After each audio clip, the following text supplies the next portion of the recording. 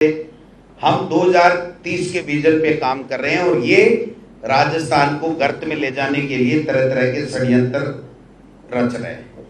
एक बात जो सबसे प्रमुख इनकी पूरे एजेंडे में रहती है, पेपर लीक। पेपर लीक, ये पेपर लीक अंतर्राष्ट्रीय राष्ट्रीय समस्या है।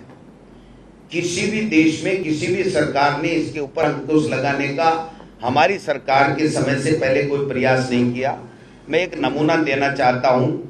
गुजरात में जूनियर क्लर्क परीक्षा, बिहार में लोक सेवा आयोग, बिहार में एसएससी, उत्तर प्रदेश में राजस्व लेखपाल परीक्षा, यूपी में टीईटी परीक्षा, आंध्र में पब्लिक सर्विस कमीशन। ये मैं साथ में दे दूंगा, 50 है, मैं बोलूंगा तो ठीक नहीं लगेगा, समय जाया होगा। सारी की सारी है जहां पूरे देश में हो रही है। और भारतीय जनता पार्टी के समय में, पिछले सरकार के समय में मैं खुद चीफ व्हिप था, इतने पेपर आउट हुए जिसकी संख्या गिनाऊंगा तो समय लगेगा, लेकिन सारे पेपर आउट हो रहे थे। सदना खुलेआम पेपर बेच रहे थे और इन्होंने केवल जो कोर्ट से आदेश दिया तभी पेपर लीक माना। बाकी पेपर लीक के आधार के ऊपर जिन लोगों ने मिसयूज किया सिस्टम का और भ्रष्टाचार माध्यम से नौकरी पा गए, जो आज भी नौकरी में लगे हुए हैं, लेकिन इनको कोई फर्क नहीं पड़ता है। मैं पूर्ववर्ती सरकार के समय, क्योंकि राजस्थान की बात है तो मैं कहना चाहता हूं, सेकंड ग्रेड टीचर भर्ती 2014, आरएस भर्ती 2014, सेकंड ग्रेड लिपिक भर्ती 2014, आरजेएस भर्ती 2014, आरपीएमटी परीक्षा 2024, एसआई भर्ती 14, एसआई भर्ती 2014, कनिष्ठ लेखाकार भर्ती परीक्षा 2015, आर्मी भर्ती परीक्षा 15, जेल प्रहरी भर्ती परीक्षा 15, रीट 2016, पुलिस कांस्टेबल 2018, जेल प्रहरी परीक्षा 2018, रीट भर्ती 2006। ये सारे पेपर लीक हुए हैं। इनको ये पेपर लीक नहीं दिखता। अरे भाई, तब तो आपका शासन दोनों जगह था। आप ये सीबीआई को ले आते, ईडी को ले आते, पूरी जांच करा लेते, एक नया पूरा का पूरा आप खंगाल सकते थे। अगर आप में कोई थोड़ी बहुत भी होती या इसी से अगर काम हो सकता है तो वो काम आप कर सकते थे, लेकिन आपने नहीं किया। इसलिए मैं कहना चाहता हूं कि ये प्रोपेगेंडा बंद करें। और मैं मणिपुर की घटना, देश और दुनिया में हमारा सर नीचे हो रहा है शर्म से कि देश का प्रधानमंत्री विदेशों में घूम रहा है और हमारे यहां देश जल रहा है। और जो घटना मणिपुर में हुई है उसके बारे में मैं उल्लेख करूं तो मेरे से शब्द नहीं है मेरे पास, में बोला नहीं जाएगा। इतनी बड़ी शर्मसार घटना कल परसों भी हुई है और कई दिनों से मणिपुर जल रहा है, लेकिन इनका केंद्र की सरकार का कोई ध्यान नहीं जा रहा। एक लास्ट अंतिम बात कहते हुए मेरी बात समाप्त करूंगा और आपको मौका दूंगा कोई बात पूछनी हो तो, कि 18 जुलाई 2023 को माननीय राज्यसभा सांसद किरोड़ी मीना जी ने ईआरसीपी के लिए एक बयान दिया। वो आपके पास होगा, नहीं होगा तो मैं भेज दूंगा। उन्होंने कहा है कि राजस्थान की सरकार 50-50% मध्य प्रदेश और राजस्थान का हिस्सा कर दे तो मैं तुरंत ईआरसीपी को राष्ट्रीय परियोजना घोषित करा दूंगा। जब पहले की मौजूदा जो डीपीआर है उसमें 75% राजस्थान का हिस्सा और 25% मध्य प्रदेश का हिस्सा है, तो किरोड़ी जी 25% हिस्सा, पानी का हिस्सा राजस्थान के लोगों का मध्य प्रदेश को क्यों देना चाहते हैं, इसके बारे में जवाब दें। तीसरी चीज मैं कह रहा था कि जब आपके इतना ही हाथ में है तो आप 13 जिलों में से किसका हिस्सा काटना चाहते हैं, आप बता दीजिए। कौन से जिलों को काटना चाहते हैं ये बता दीजिए, या आप 75% हिस्से के राजस्थान के लोगों के पानी के हिस्से को 50% क्यों करवाना चाहते हैं। ये सवाल मैं डॉक्टर किरोड़ी मीना जी से पूछना चाहता हूं, जो हर मुद्दे के ऊपर बोलते हैं लेकिन फिर उसका जब दूसरा जवाब मांगता है तो जवाब नहीं देते। इसलिए मैं अपेक्षा करूंगा कि इस मुद्दे के ऊपर वो जवाब दे कि वो 50-50% हिस्सा क्यों करवाना चाहते हैं। तो मैं इतनी बात कहते हुए अपनी बात समाप्त करूंगा। ये रसीद भी मेरे पास में है, जो बीजेपी का जोधपुर का जो एबीवीपी का बच्चा है, जिसने अपराधी ने दुष्कर्म किया है और बहुत बड़ा अपराध घिनौना कृत्य उसने किया है। तो ये जो माहौल बनाने की चेष्टा कर रहे हैं, वो 4.5 साल तक इन्होंने कुछ नहीं किया। ओबीसी की मददगार की बात करने वाले लोग ओबीसी के लोगों को अपने पदों से हटा रहे हैं और आरएसएस और उससे संबंधित लोगों का कब्जा करवा करके और राजस्थान की छवि झूठ बोल करके बदनाम करके अपनी राजनीतिक रोटियां सेकना चाहते हैं, जिसमें वो कभी कामयाब नहीं होंगे, ये मैं कहना चाहता हूँ। प्रधानमंत्री जी, नरेंद्र मोदी जी ने मणिपुर के अलावा राजस्थान और छत्तीसगढ़ का भी नाम लिया है कि यहाँ की कानून व्यवस्था और महिला सुरक्षा व्यवस्था दुरुस्त करें, सभी मुख्यमंत्रियों से बोल रहे हैं। चुनाव है, छत्तीसगढ़ में भी हैं और राजस्थान में भी हैं, और दोनों जगह कांग्रेस की सरकार है। वो मध्य प्रदेश का नाम थोड़ी लेंगे, वो अपनी भारतीय जनता पार्टी के जो शासित राज्य हैं उनका नाम थोड़ी लेंगे। उनको तो झूठे आंकड़े बताने हैं, झूठ बोलना है, कांग्रेस को कोसना है, माहौल खराब करना है, ऊंची आवाज में बात करनी है, बार बार दौरे करने हैं। लेकिन मैं प्रधानमंत्री जी से और नड्डा जी से जो बार बार यहाँ आ रहे हैं उनसे आग्रह करना चाहूंगा कि अपने कुनबे को तो एक कर दो। सबसे पहले अपना घर तो संभाल लो, उसके बाद में हम पे आरोप लगाओ। आपके जितने भी राजस्थान के भारतीय जनता पार्टी के नेता हैं वो एक जगह बैठ नहीं पा रहे हैं, एक तरीके की बात कर नहीं पा रहे हैं, सब अपनी अपनी डफली अपना अपना राग चला रहे हैं और मजबूर होकर के भाजपा के केंद्रीय नेतृत्व को ये जो अभी नहीं सहेगा राजस्थान जो नारा इन्होंने दिया है और कैंपेन चालू किया है, उसमें नेताओं का बंटवारा करना पड़ा इलाके के मुताबिक। ये दर्शाता है कि एक जगह रह करके कोई किसी तरीके का कैंपेन चला ही नहीं सकते, किसी तरीके की बात कर ही नहीं सकते। इनमें किसी में भी केवल मतभेद ही नहीं बल्कि मनभेद भी है। तो इनको कम से कम अपनी पहले बात करनी चाहिए और अपने 2014 से लेकर के जो भी वादे इन्होंने किए हैं, चाहे वो देश की विदेश नीति की बात हो, चाइना के ऊपर जवाब देना चाहिए, चाहे वो नोटबंदी की हो उसके ऊपर जवाब देना चाहिए कि 2000 के नोट को 7 साल ही क्यों नहीं चला पाए देश। तो उनके 9 साल तक तो चला लिया उन्होंने, तो अब आगे उनको देश की कमान क्यों दी जाए, ये भी देश के लोग सवाल कर रहे हैं। नोटबंदी से क्या फायदा हुआ, क्या उद्देश्य की पूर्ति हुई, वो आप बता दीजिए। किसान की आमदनी दोगुनी कर रहे थे, वो क्या कर दिया आपने, वो बता दीजिए। तो इन बातों का कहीं भी देश के प्रधानमंत्री नड्डा जी और अमित शाह की बातों में कोई जवाब नहीं आता है कि उन्होंने क्या वादे किए थे। केवल आना है, फ्लाइट की लैंडिंग करानी है और कांग्रेस को, राजस्थान की सरकार को अनर्गल आरोप लगा करके झूठ बोल करके कोसना है और फिर चले जाना है। सर, अभी विधानसभा में सतीश पूनिया जी ने एक सवाल लगाया कि राजस्थान सरकार पेट्रोल डीजल पर वैट कम क्यों नहीं कर रही, आपकी सरकार ने मना कर दिया हम नहीं करेंगे। तो उन्होंने बाहर आके आरोप लगाया कि राजस्थान सरकार काहे की महंगाई कर से राहत दे रही है लोगों को।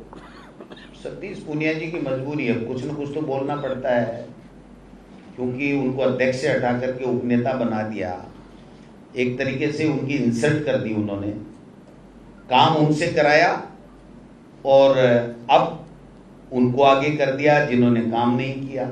सीपी जोशी जी को कभी काम करते यहाँ 5 साल में राजस्थान में सुना आपने?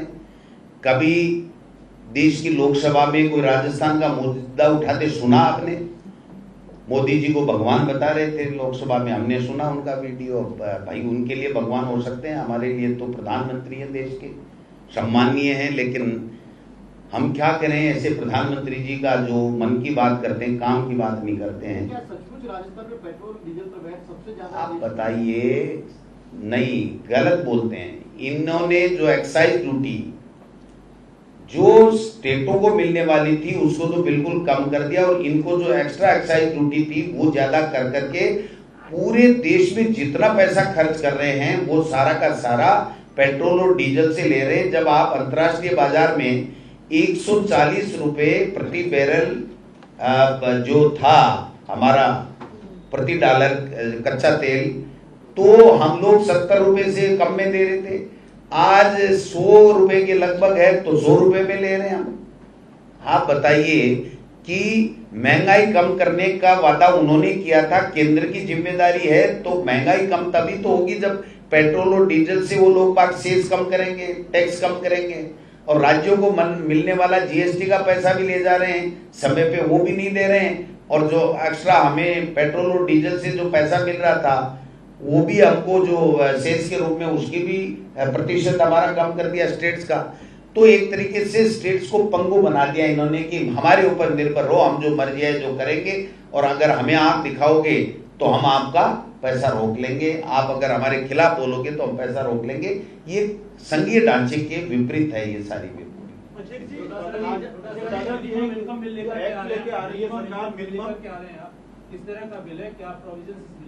देखिए, राइट टू हेल्थ, इनकम की गारंटी, स्वास्थ्य की गारंटी, शिक्षा की गारंटी, खाने की गारंटी, सूचना के अधिकार की गारंटी, ये सब हम ही तो लेके आ रहे हैं।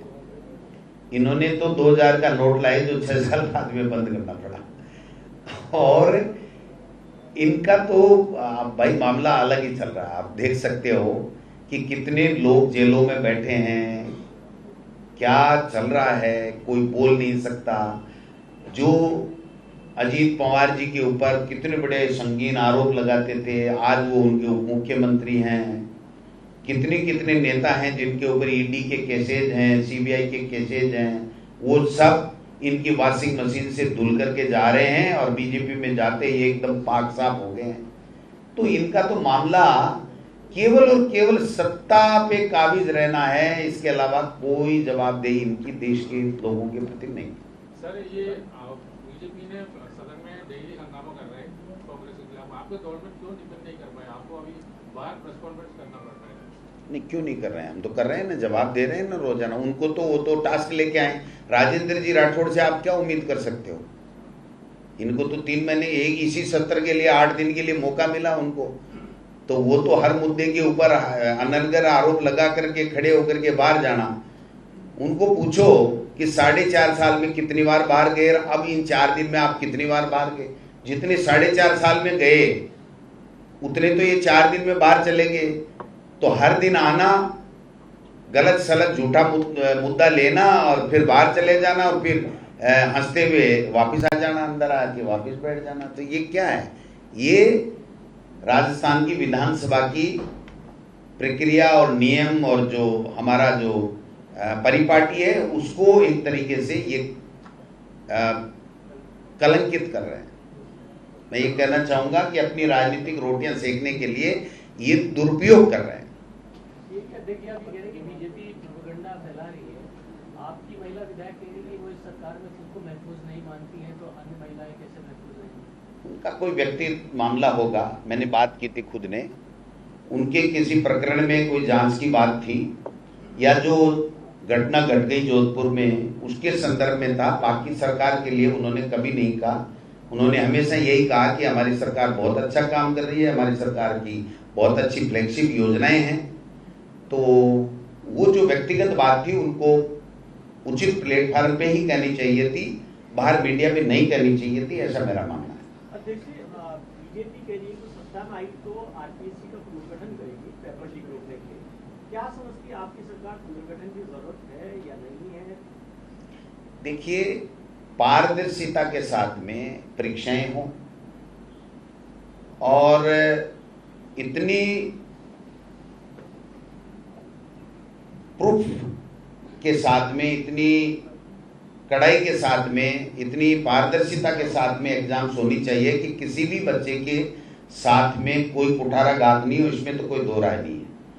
बट आरपीएससी एक कॉन्स्टिट्यूशनल बॉडी है, इसके ऊपर जो कानून बनना चाहिए वो हमारी सरकार बना रही है। मुख्यमंत्री जी ने स्वयं ने कह दिया है।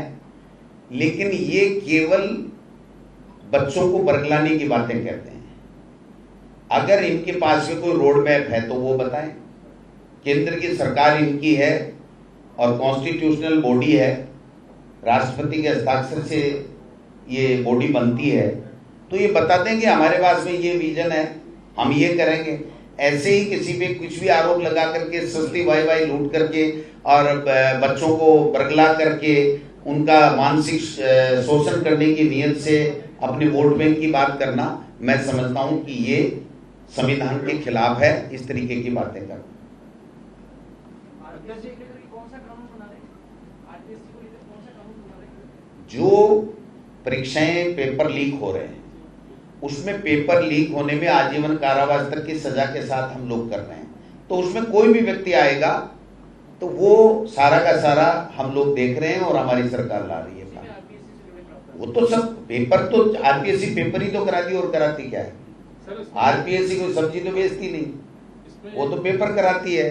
तो पेपर में पारदर्शिता हो, ईमानदारी से सब लोगों की एग्जाम्स हो, कोई पेपर आउट नहीं हो, और ईमानदारी के साथ में उनके साथ में न्याय हो बच्चों के। इसमें तो हम हमेशा हम तो इसी के पक्षधर रहे हैं और यही काम हम लोग करते हैं। कहीं कोई गड़बड़ होती है तो उसमें सख्ताई से कार्रवाई करते हैं, लेकिन ये काम अगर इनको इतनी अकल थी तो ये पहले कर लेते। कौन मना कर रहा था? दोनों जगह स्टेट इन्हीं की थी, अब की बार तो दोनों जगह इनकी नहीं आएंगी। ये तो झूठी बातें करेंगे, इनके दम नहीं है इनकी बातों में। 2024 में केंद्र में इनकी सरकार नहीं आ रही है, अब इंडिया आ रहा है, भाजपा और इंडिया, इसका मुकाबला होगा और आपको पता है कि इंडिया जीतेगा। अध्यक्ष जी, ऐसा है कि मंत्री जाहिदा बेग के ऊपर भ्रष्टाचार के आरोप लगा रही बीजेपी और कहा है कि एंटी करप्शन के अंदर कोई शिकायत नहीं करेगी। बीजेपी ने किसको छोड़ा है वो बता दो। मैं जीता जागता नमूना यहाँ बैठा हूं, और कितने राजस्थान की विधानसभा में उन्होंने किस तरीके के अनर्गल बयान मेरे लिए नहीं दिए, मुख्यमंत्री के लिए नहीं दिए और किसी मंत्रियों के लिए नहीं दिए। तो इनको तो केवल अपने मुंह से निकालना ही तो है कि सब भ्रष्ट हैं। ये ऐसे कहने से कोई भ्रष्ट नहीं हो जाता है। अगर आप में दम है और कोई भ्रष्टाचारी है तो उसको पकड़ो, जेल के सलाखों में दो, हम आपकी मदद करेंगे उसके पकड़वाने में। लेकिन केवल आरोप लगा करके माहौल गंदा करना, ये आरएसएस और बीजेपी की फितरत है।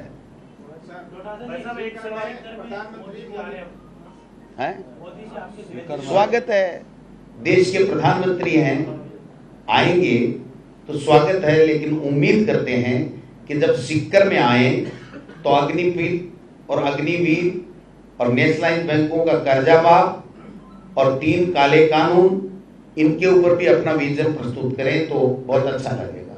एक सवाल ये है कि मणिपुर में जिस तरीके से महिलाओं को नगर व्यवस्था में घुमाया गया, उसी के जैसे आज राजस्थान में भी काफी ऐसे मामले आ रहे हैं महिलाओं से, उसके बारे में क्या कहेंगे? मैं जो डाटा मेरे पास में है महिलाओं के उत्पीड़न का, उसमें मैं कहना चाहता हूं कि गत वर्ष की तुलना में दुष्कर्म परिणामों में 5.40%, पोक्सो में 1.83%, अभद्र व्यवहार प्रकरणों में 5.54%, महिला उत्पीड़न में 4.59% की कमी आई है और डकैती के मामलों में 25.86% की कमी आई है। तो ये तो केवल आरोप लगाना ही जानते हैं ना, इनको केंद्र की किसी बात का जवाब नहीं देना, इन्होंने जो वादे किए उसका कोई जवाब नहीं देना, 25 में से 25 जो सांसद हैं उन्होंने क्या किया उसका कोई जवाब नहीं देना, आकर के कांग्रेस को गाली देना है, कांग्रेस की सरकार को बदनाम करने की इच्छा से षड्यंत्र के तहत इनको कुछ न कुछ बोलना है। इसके अलावा क्या है बताओ आप? आपका सीकर में मोदी जी का दौरा है, कृषि मंत्री केंद्रीय राज्य मंत्री यहीं से है, वो सारी तैयारियां कर रहे हैं, लेकिन इस बार किसानों के जो 20 मिनी किट मिलते हैं राजस्थान केंद्र सरकार की ओर से वो केंद्रीय शासित राज्यों में नहीं भेजे गए, तो क्या केंद्र सरकार ऐसे किसानों को रिझा पाएगी, तरफ कर पाएगी? कोई भी मुद्दा किसान के लिए आप बता दीजिए मुझे। ऋण माफी नहीं की, नेशनलाइज बैंकों का नहीं किया, 3 काले कानून किसी ने नहीं चाहे थोप दिए गए, भूमि अधिग्रहण कानून के साथ छेड़खानी की गई, इनकी पार नहीं पड़ी, वो अलग बात है। जो प्रधानमंत्री कृषि बीमा योजना है उसमें उसका हाल आप देख ही रहे हैं, किसानों को कोई फायदा मिल नहीं रहा है। और अग्निवीर अग्निपथ आपने देखा, किसानों के बच्चों के साथ में अन्याय हुआ है। तो एक भी मुद्दा ऐसा नहीं है जिससे किसान इससे प्रभावित हों। आप समझ सकते हैं कि देश के प्रधानमंत्री हैं, आएंगे, अच्छी बात है, आए, किसी को क्या ऐतराज हो सकता है। लेकिन सीकर, झुंझुनू और चूरू, जहां देश में सबसे ज्यादा सैनिक सीमा के ऊपर और सबसे ज्यादा शहीद का गौरव प्राप्त करते हैं, उसके इलाके में आकर के अगर देश के प्रधानमंत्री किसानों के लिए कुछ दे करके जाएंगे। अभी तो आचार संहिता भी नहीं लगी, तो समझ में आता है। अभी कुछ दिन पहले आपने पता होगा, देखा होगा कि भारतीय जनता पार्टी ने, किरोड़ी जी ने, सबने माहौल बनाया था कि शहीद वीरांगनाओं को, देवरों को नौकरी दे दो। तो केंद्र की सरकार है, देश के प्रधानमंत्री आ रहे हैं, तो अगर वो अपने मुंह से ऐसे कानून बनाने की या ऐसी घोषणा कोई करके जाएंगे, तब तो हम समझेंगे कि आप ठीक बात कर रहे थे, वरना तो हम ये समझेंगे कि आप तो केवल माहौल खराब करने के मास्टर हैं, उसी के लिए काम करते हैं, बाकी आपको करना धरना कुछ भी नहीं है। कानून व्यवस्था की बात छठी है, जो आपका घर है सीकर रोड पर अभी कुछ दिनों पहले 2-3 युवकों की पिटाई, उसका वीडियो भी वायरल हुआ, राज्यवर्धन राठौड़ ने ट्वीट भी किया उसको। और अभी 2 दिन पहले प्रताप सिंह खाचरियावाल जो कि मंत्री हैं, उनके भतीजे ने भी तोड़फोड़ की होटल में, और आज प्रताप जी का बयान आता है, वो कहते हैं कि ऐसी वारदात तो होती रहती, होटलों में 11 बजे बंद करेंगे इनको। देखिए, प्रताप जी के किसका क्या था, क्या बयान आया, मैंने नहीं देखा, इसलिए मैं इसके बारे में कोई टिप्पणी नहीं करूंगा। क्या घटना थी मेरे संज्ञान में नहीं। सीकर का वीडियो जो आया, उसमें मैंने एसपी से तुरंत बात की थी, उसमें पकड़ा भी है और अपराधियों को सख्त से सख्त सजा भी मिलेगी। कोई भी कितना भी बड़ा लाड साहब हो, अगर वो अपराध करता है तो उसको हमारी सरकार किसी भी तरीके से, हमारी पुलिस बिल्कुल नहीं बख्शेगी, उसके खिलाफ सख्त कार्रवाई करेगी। तो सर, एक सवाल छोटा सा है कि आप सभी के लिए कानून बना रहे हैं सुरक्षा के लिए, लेकिन मीडिया के लिए क्या राजस्थान की सरकार कानून बनाएगी उसकी सुरक्षा? मीडिया के लिए तो होना ही चाहिए, ये तो चौथा स्तंभ है। तो कहीं कोई आपको लगता है कि मीडिया के लिए किसी कानून की आवश्यकता है, तो आप अपने प्रेस क्लब में या जो भी आपका है उसमें आप सरकार को ज्ञापन दीजिए, सुझाव दीजिए, हम स्वागत करेंगे उनके सुझावों का। नहीं, वो तो अच्छी बात है, विधानसभा तो आपका ही है, आपके बगैर जंगल में मोर नाचा किसने देखा, तो आप नहीं बताओगे, जाओगे नहीं तो कौन बताएगा। बट अगर आपको इस तरीके की कोई बात है, तो आपका अगर प्रतिनिधि मंडल कोई बात ज्ञापन लेकर के आएगा तो सरकार उसको गंभीरता से विचारेगी।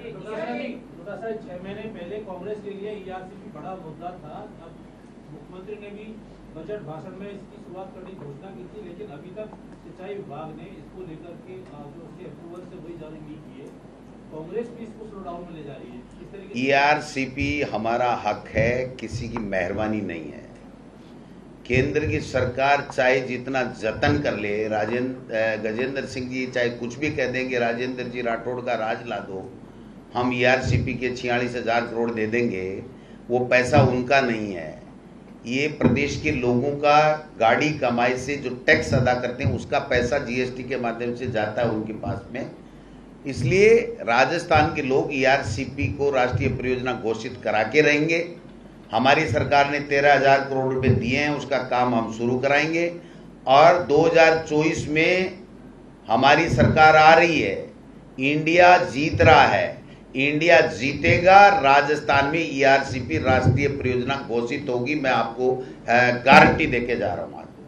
लेकिन सीएम की घोषणा के बावजूद अभी तक काम स्टार्ट नहीं हो पाए। सीएम ने बजट में घोषणा किया, नहीं 90% से ज्यादा जितनी भी स्वीकृतियां निकल चुकी, वर्क ऑर्डर जारी कर चुके हैं।